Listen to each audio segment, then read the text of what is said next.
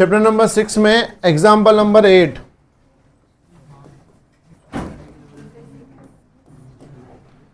पूरा ध्यान, मैं क्वेश्चन रीड कर रहा हूं, समझना। A metal bar 70 centimetre long and 4 kg in mass supported on 2 knife edges placed 10 centimeter from each end. A 6 kilogram load suspended at 30 centimeter from one end. Find the reaction at the knife edges. Assume the bar to be uniform, cross section and homogeneous. Board की तरफ पूरा concentrate. बोला एक metal bar है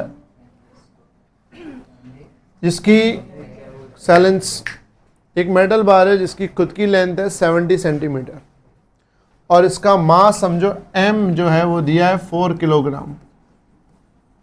कितना मास दिया है? 4 kg। इस बार को हमने सपोर्ट दिए हैं और सपोर्ट दिए नाइफ एजेस यहाँ पे, एक यहाँ, दूसरा यहाँ पे। मतलब इस पूरे रॉड को हमने दो नीचे सपोर्ट दिए हुए हैं और सपोर्ट जो है वो यहाँ से 10 सेंटीमीटर पे है। ये भी कितना है? 10 सेंटीमीटर। रॉड की टोटल लेंथ 70 है। कितनी टोटल लेंथ? तो मुझे बताओ उसका सेंटर ऑफ मास कहाँ पे आएगा? 35 पे आएगा। 70 का आधा क्या होगा? 35। तो सेंटर आएगा एग्जैक्ट यहाँ पे, यानी यहाँ लगेगा नीचे फोर्स कौन सा? m इंटू जी, जो कहाँ पे लगेगा? एग्जैक्ट मिडल पे, यानी किस पे? 35 पे। फिर बोला है एक और ब्लॉक है जो 6 किलोग्राम का है। कितने किलोग्राम का है? वो इसके ऊपर रखा है, लेकिन किस तरफ? एग्जैक्ट बीच में नहीं रखा, उसको रखा गया है 30 सेंटीमीटर पे फ्रॉम एनी वन एंड। दो एंड से अपने पास, दोनों में से कोई भी एक एंड, समझो इस एंड की बात करते हैं। यहां से इस तरफ हमने क्या रखा है? एक ब्लॉक रखा है जिसका मास m दिया हुआ है हमको 6 kg, यानी ये मास इस रॉड से भी बड़ा है। रॉड का मास 4 kg है और ब्लॉक का मास कितना है? 6 kg। और ये यहां से कितना दूर है? 30 सेंटीमीटर। मतलब ये 30 सेंटीमीटर पे है और ये सेंटर किस पे था? 35 पे था। ये क्लियर? यहां तो कोई डाउट? तो अब इन दोनों का वजन पड़ेगा किस पे? दोनों एजेस पे, यानी एक फोर्स पड़ेगा mg और जो दूसरा फोर्स है वो यहां लगेगा कौन सा? कैपिटल M इंटू जी। ये दोनों वजन आएंगे किस पे? एजेस पे आएंगे। तो एजेस क्या करेंगे? According to Newton's third law reaction देंगी। तो यहां से समझो उसने रिएक्शन दिया R1 और यहां से उसने रिएक्शन कौन सा दिया? R2। और हमें ये दोनों रिएक्शन क्या करने हैं? फाइंड करने हैं। सबको क्वेश्चन समझ में आया? क्या है?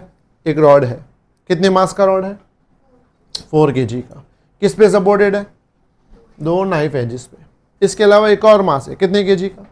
6 kg। कहाँ रखा है? रॉड के एक एंड से 30 पे।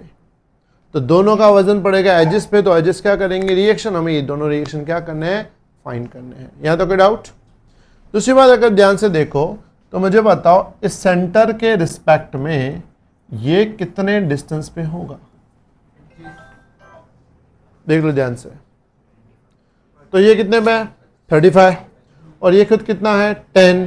तो 35 में से 10 जाएगा तो 25, मतलब ये D1 कितना मिलेगा? 25। चलो बताओ ये कितना होगा? सेम होगा कितना? 25। समझ आई बात सबको? ये जो R1 है किस तरफ लग रहा है? ऐसे ऊपर। तो ये इसको कहाँ घुमाने की ट्राई करेगा? ऐसे।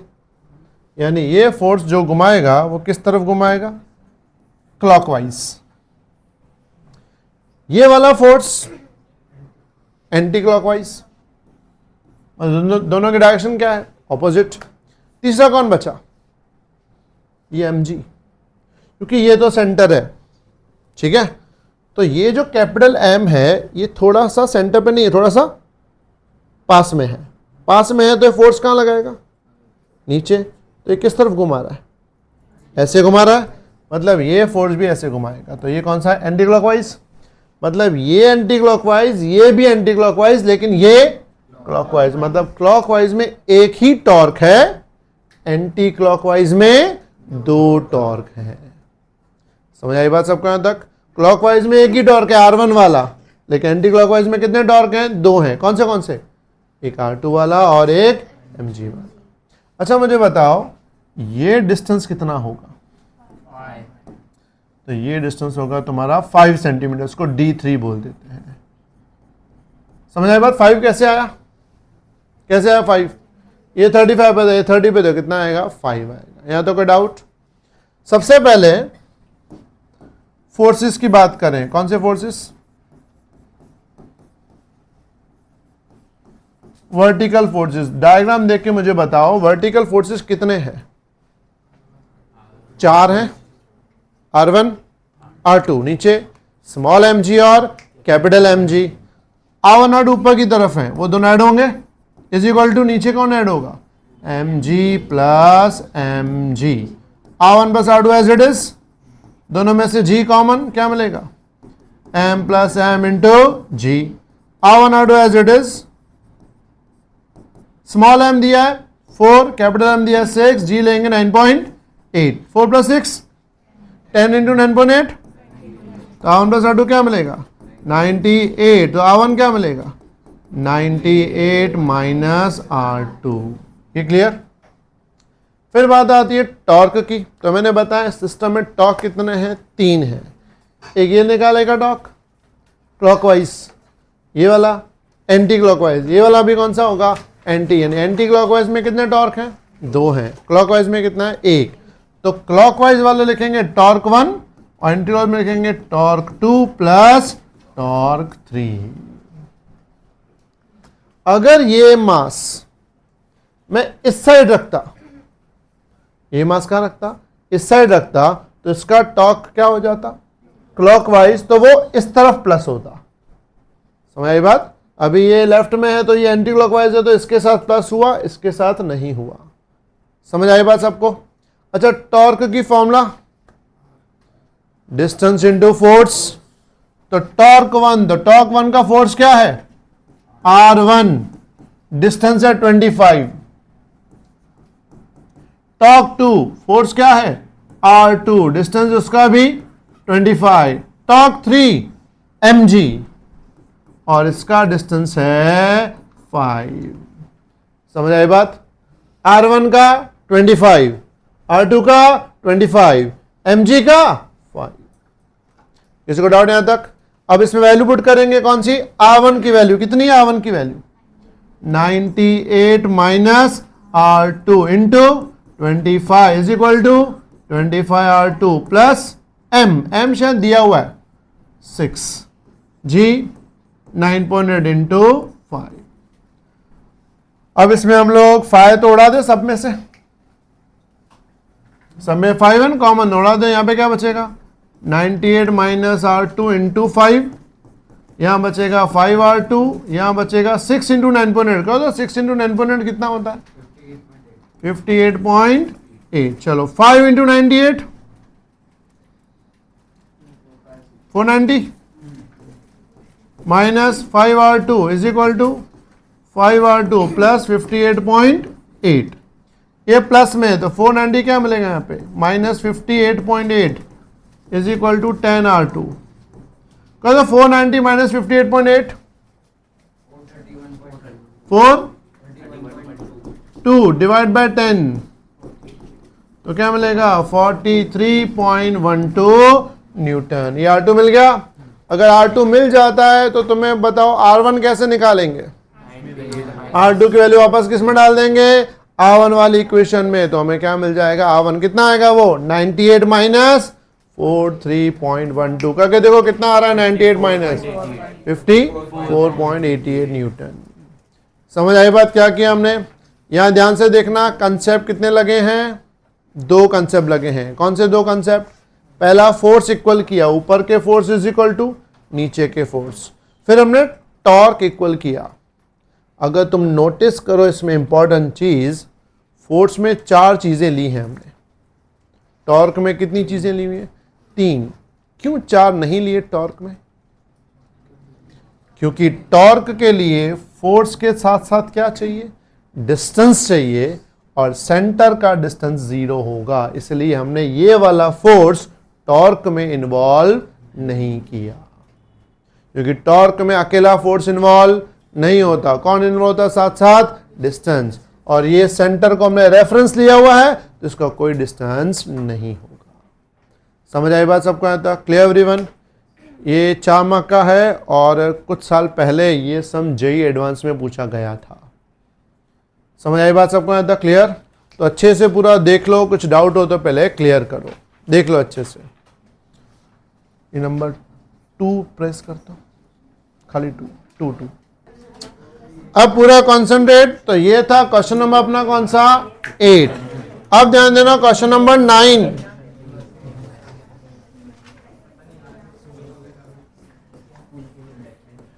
एग्जाम्पल नंबर 9 मैं तुम्हें अभी करवाता हूं। इसके जैसा एक सम है जो लास्ट टाइम नीट में 2025 में पूछा गया, वो तुम्हें खुद अभी करना होगा। तो पहले एग्जाम्पल नंबर 9 पे कॉन्सेंट्रेट। मैं रीड करता हूं, समझना पहले। A 3 metre long ladder weighing 20 kilogram leans on a frictionless wall. Its feet rest on the floor 1 meter from the wall as shown in figure. Find the reaction force of the wall and the floor. Board की तरफ पूरा concentrate. बोला एक wall है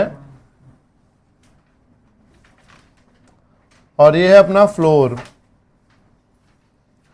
और wall और floor पे हमने एक लैडर रखी हुई है ऐसे।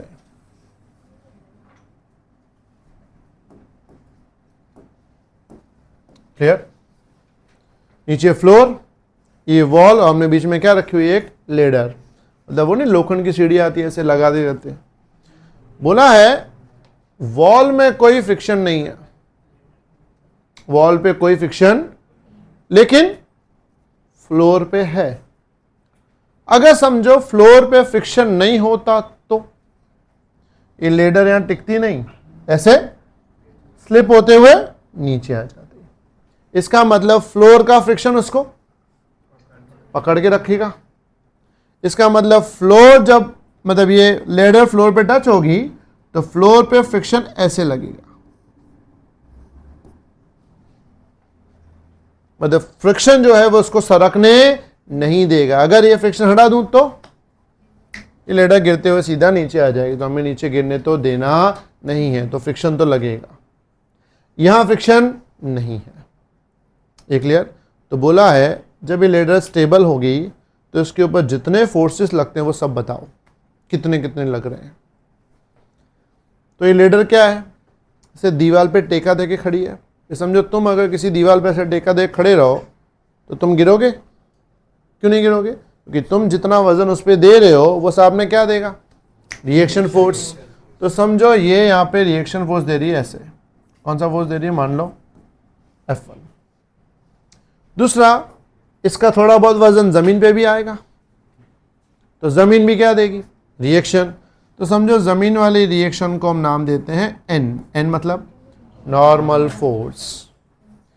एक फोर्स और भूल गए हम लोग, ग्रेविटेशनल। लेडर के पास खुद का मास है, कितना मास होता है?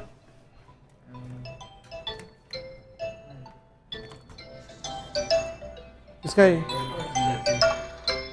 जबरा अलार्म है। 1638 का अलार्म कौन रखता है? तो ये उठता है इस टाइम पे? तो वाह, बहुत बढ़िया। कवर कैसे किया देखा? अपने आप को कवर किया नालायक ने। ये लेडर के पास खुद का क्या होगा, मास होगा। कितने केजी का? 20 केजी। क्वेश्चन में दिया 20 केजी मास। तो वो कहां लगेगा फोर्स? कहां लगता है ग्रेविटेशन फोर्स? सिंपल बात है, उसके सेंटर पे। तो ये इसका सेंटर, यानी यहां लगेगा mg। अब यहां लेडर का मास हमें दिया है कितना केजी? 20 केजी दिया हुआ है। कितना दिया है? 20 केजी दिया हुआ है। इसका मतलब mg की वैल्यू हमको पता है, क्योंकि मास दिया है मतलब g तो हमें पता होता है, mg तो पता है। क्या नहीं पता हमको? नॉर्मल नहीं पता, फ्रिक्शन नहीं पता, और F1 नहीं पता। ये तीनों चीजें हमें क्या करनी है? फाइंड करनी है। क्वेश्चन में एक और चीज दी हुई है, लेडर का यहां से डिस्टेंस दिया है 1 मीटर। कितना डिस्टेंस दिया है? 1 मीटर। और लेडर की खुद की लेंथ दी हुई है 3 मीटर। क्वेश्चन के अंदर दिया हुआ लेडर की खुद की लेंथ कितनी? 3 मीटर, और ये लेंथ कितनी दी हुई है? 1 मीटर। तो मुझे बताओ ये कितना होगा? लगाओ पाइथागोरस, बताओ ये कितना होगा? अंडर रूट में 3 का स्क्वायर 9, माइनस 1 का स्क्वायर 1, 9 माइनस 1 8 का रूट यानी 2√2। ये हो जाएगा अपना D1। अच्छा, इसमें लेडर कौन सी जगह पे फिक्स्ड है? बॉटम में, क्योंकि फ्रिक्शन उसको पकड़ के बैठा है। अबे लेडर ऐसी है तो mg वाला फोर्स कहां लग रहा है? मतलब mg वाला क्या ट्रैक कर रहा है इसको? नीचे लाने की, यानी mg वाला ट्राई कर रहा है इसको क्लॉकवाइज घुमाने की, यानी mg का फोर्स क्या करेगा? यहां पे इसको क्लॉकवाइज घुमाएगा। और ये जो F1 है, जो दीवार है इसके ऊपर, दीवार इसको कैसे सपोर्ट दे रही है? इस टाइप के, मतलब ये इसको सपोर्ट दे रही है एंटी क्लॉकवाइज, यानी mg क्या ट्राई कर रहा है? क्लॉकवाइज। और ये कैसे ट्राई करिए? और ये दोनों बैलेंस्ड हैं, इसलिए ना ये नीचे उतरेगी ना ही आगे बढ़ जाएगी। यहां तक क्लियर? मुझे इसमें बताओ वर्टिकल फोर्सेस कितने हैं? कौन से फोर्सेस? Vertical forces. कितने वर्टिकल फोर्सेस हैं? 2 हैं। कौन से? mg और नॉर्मल। तो क्या लिखेंगे? n is equal to mg। Mass given है शायद, कितना गिवन है? g कितना है? दिया 9.8, यहाँ 10 ले लेते हैं तो n क्या मिलेगा? 200 न्यूटन। मतलब हमको नॉर्मल मिल गया। यहाँ अगर 9.8 रखेंगे तो कितना आएगा? एक काम करते हैं 9.8 लेके करते हैं, नहीं दिया 1 जी, तो ये है अपना 20, ये है 9.8, तो ये 196 आएगा, 196 न्यूटन। यह था क्लियर? यानी नॉर्मल तो हमको मिल गया। अभी भी 2 चीजें बची हैं। कौन सी? फ्रिक्शन और F1। अब हम बात करेंगे हॉरिजॉन्टल फोर्सेस। कौन से फोर्सेस? अब मुझे डायग्राम देख के बताओ हॉरिजॉन्टल फोर्सेस कितने हैं? 2 हैं। कौन से 2 हैं? फ्रिक्शन और F1। तो सीधा लिख देंगे F इज इक्वल टू, दोनों ही अननोन है, दोनों इक्वल हैं, लेकिन दोनों हमारे लिए तो हम मिलेंगे तो नहीं। इसका मतलब हमें अब दूसरे तरीके से दोनों में से कोई एक फाइंड करना होगा, दूसरा अपने आप मिल जाएगा क्योंकि दोनों क्या हैं? इक्वल। तो अब हम यूज करेंगे MA मतलब मैकेनिकल एडवांटेज। क्या यूज करेंगे? Mechanical advantage. क्या फॉर्मूला थी मैकेनिकल एडवांटेज की? F1 D1 is equal to F2 D2। ये क्लियर? F1 ले लेंगे, F1 को ही। D1 यानी इसका डिस्टेंस, लेकिन मैकेनिकल एडवांटेज में याद होना चाहिए फोर्स और डिस्टेंस आपस में क्या होने चाहिए? परपेंडिकुलर। अगर F1 ये है तो इसका डिस्टेंस हम ये लेंगे, तो ये कितना डिस्टेंस है? 2√2। फिर बात आती है F2 किसको लेंगे? F2 उसी को लेंगे जो टॉर्क जनरेट कर रहा हो। तो एक तो टॉर्क ये जनरेट कर रहा है, दूसरा टॉर्क कौन जनरेट कर रहा है? mg। तो F2 की जगह क्या लिखेंगे? m इंटू जी। इंटू कौन है? डिस्टेंस। अब इसका डिस्टेंस कितना? तो इसको अगर थोड़ा मैं नीचे की तरफ ले जाऊं तो ये डिस्टेंस होगा। तो ये डिस्टेंस कितना होगा? D2 1/2 metre. क्यों 1/2 मीटर? ये पूरा 1 मीटर है तो इसका आधा कितना होगा? 1/2। तो mg की जगह जो डिस्टेंस होगा वो कितना आएगा यहाँ पे? 1/2। F1 सेम, 2√2 सेम, m दिया हमें 20, g कितना है? 9.8/2। तो F1 इंटू 2√2 क्या मिलेगा? 20। ये तो 10 हो जाएगा, 98। ये डिवाइड में तो F1 क्या मिलेगा? 98/2√2। 98/2 49/√2। √2 होता है 1.414। करो तो कितना आ रहा है? 6 न्यूटन। F1 ये मिल गया। और F1 और फ्रिक्शन क्या है? दोनों सेम है, तो फ्रिक्शन भी क्या मिलेगा, सेम। यानी हम लिखेंगे फ्रिक्शन की वैल्यू भी कितनी होगी, F is equal to 34.65 newton. समझ आई बात।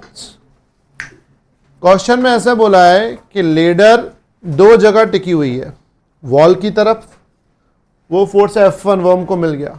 दूसरा फ्लोर की तरफ, फ्लोर पे भी दो फोर्स थे, दोनों मिल गए, लेकिन वो दोनों ध्यान से देखो तो परपेंडिकुलर है।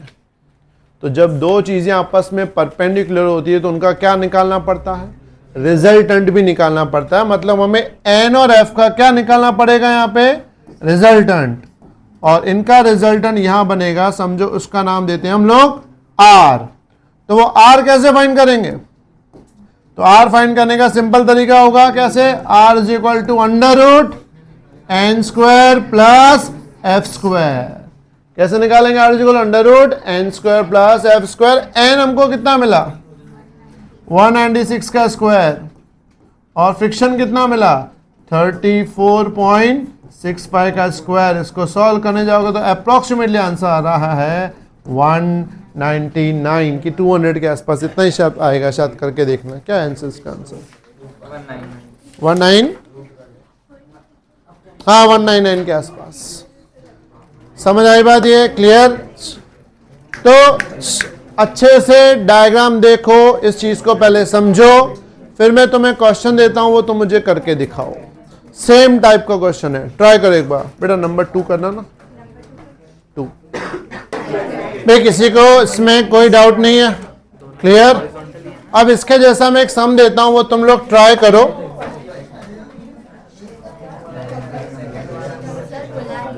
बोल बेटा।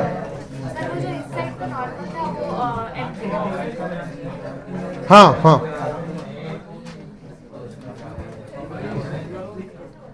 पूरा ध्यान क्वेश्चन पे।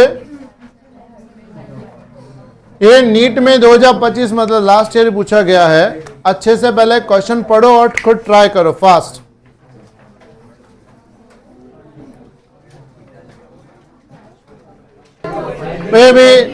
पूरा ध्यान दो, क्वेश्चन किस टाइप का है। Uniform rod of mass silence 20 kg and length 5 meter leans against a smooth vertical wall making an angle of 60 degree with it. The other end rests on a rough horizontal floor. The friction force that the floor exerted on the rod. पूरा ध्यान, system वही का वही है कि अपना है wall, floor, और इस फ्लोर और वॉल पे ये है अपना लेडर, उसकी जगह रॉड नाम दिया हुआ है, क्लियर। इसमें जो डिस्टेंस है,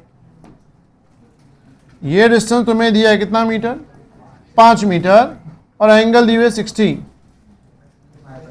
तो उसके हिसाब से ये डिस्टेंस आएगा तुम्हारा 2.5 मीटर। आया 2.5 मीटर, कैसे आएगा, cos 60 is equal two adjacent upon hypo. आएगा, निकालेंगे, नहीं आएगा। क्या होता है cos 60, एडजेसेंट मान लो x है, अपॉन हाइपो 5 है, cos 60 1/2 होता है, तो ये हो जाएगा 5/2, यानी x कितना मिलेगा 2.5, ये मिल गया 2.5। अब ये 2.5 है ना, तो अगर तुम नीचे वाला ये फाइंड करने जाओगे तो ये कितना मिलेगा 2.5√3, क्योंकि ये sin 60 हो जाएगा। sin 60 क्या होता है, ऑपोजिट अपॉन हाइपो, तो ये मिल जाएगा 2.5√3। यहां तक क्लियर, डिस्टेंस समझ में आए। अब इसमें फोर्सेस वही लगेंगे, कौन सा कलर ले लूं,